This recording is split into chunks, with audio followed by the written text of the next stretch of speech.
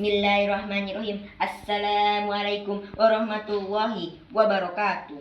Yang pertama-tama, sebelum lisan melantunkan pesan, sebelum makna terurai dalam bingkaian ucapan, marilah kita tundukkan jiwa sejenak, menghadirkan kasihnya yang tak bersyarat dan senantiasa ada.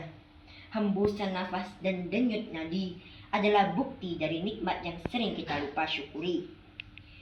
Tak terlihat namun terasa, tak terdengar namun menyapa. Begitulah cintanya yang tak pernah alpa. Hembusan nafas waktu ini, bahkan pertemuan yang mulia ini, bukanlah karena hebatnya rencana, tapi karena kasihnya yang tak bersuah. Dialah Allah, terminalnya para doa, pelabuhannya harapan, bandaranya keinginan. Di sanalah doa dan harap, dan keinginan dilabuhkan dan dilantunkan. Kedua kalinya, sholawat beriring salam semoga tetap tercurahkan dan terlimpahkan kepada baginda kita, Nabi yang tak bisa menulis tapi namanya selalu ditulis, Nabi yang tak bisa membaca tapi namanya selalu dibaca, Nabi yang umur umatnya paling singkat tapi masuk surganya paling cepat. Beliau adalah Nabi besar kita, Nabi Muhammad sallallahu alaihi wasallam. Ketiga kalinya berdirinya saya di sini bukan karena tiadanya kursi, bukan juga ingin mentamamkan diri menjadi bupati, bukan juga ingin seperti patung Liberty yang membawa obor tanpa api dan buku tanpa isi. Namun berdirinya saya di sini untuk menyampaikan sebuah pidato yang berarti, sebuah pidato yang berjudul Keanekaragaman adalah kekuatan, bukan ancaman. Dewan juri yang saya hormati, kita memang hidup di bawah langit yang sama, memijakkan kaki di tanah yang sama, namun bukan berarti kita hidup dengan cara yang sama.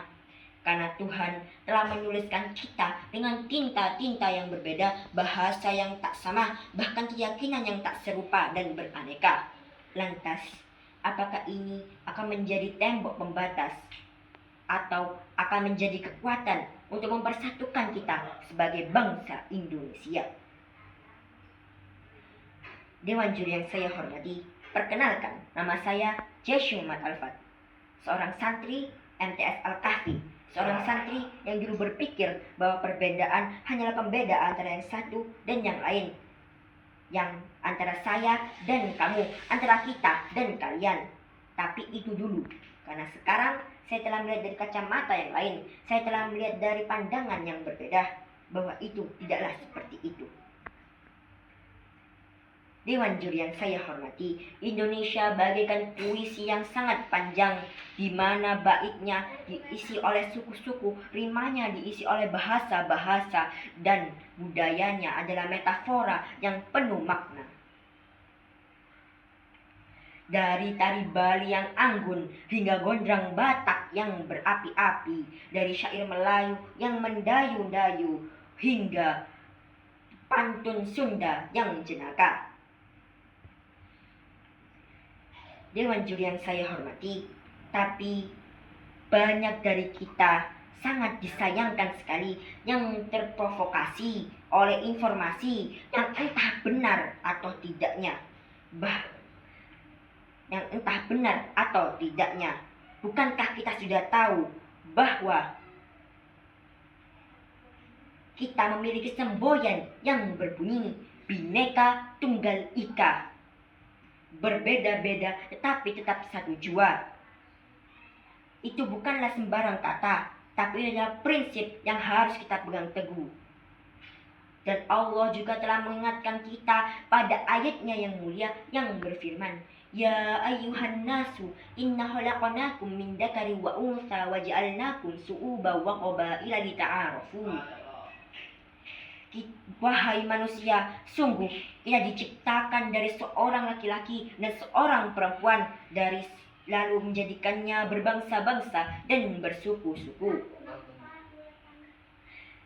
Dewan juri yang saya hormati, maka dari itu izinkanlah saya mengajak kita semua, bahkan dewan juri sekaligus, untuk mempersatukan lagi bangsa kita, bangsa Indonesia, dengan berbagai cara. Dan ini adalah sedikit cara dari banyaknya cara yang akan saya sampaikan. Yang pertama, tanamkan rasa hormat di dalam diri kita. Hormatilah seseorang seperti kita menghormati ayah dan ibunda kita, karena tanpa rasa hormat, persatuan hanyalah kata tanpa jiwa. Yang kedua, berjalanlah pada tujuan yang sama, bagaikan sungai yang berbeda namun bertemu di samudra yang sama. Dan yang ketiga, jadikanlah perbedaan sebagai kekayaan, tarian, nyanyian, dan bahkan lukisan yang warnanya tak pernah pudar. Dan masih banyak lagi yang dapat kita lakukan.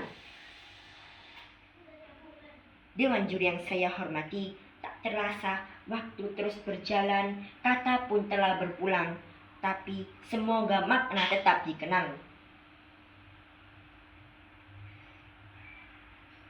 Bila ada tutur kata yang kurang sempurna, semoga baiknya tetap terasa. Selayaknya ungkapan seuntai kata mutiara. Bukan banyaknya bicara seseorang kita dihargai, tapi apa yang disampaikan mampu menginspirasi. Terima kasih atas perhatiannya, terima kasih atas waktunya, dan mohon maaf atas kekurangannya, karena yang sempurna tidak ada dalam diri manusia, dan yang baik itu datangnya dari Allah, yang buruk itu datangnya dari saya. Salam hangat penuh makna, semoga kita bertemu di lain cerita. Wassalamualaikum warahmatullahi wabarakatuh.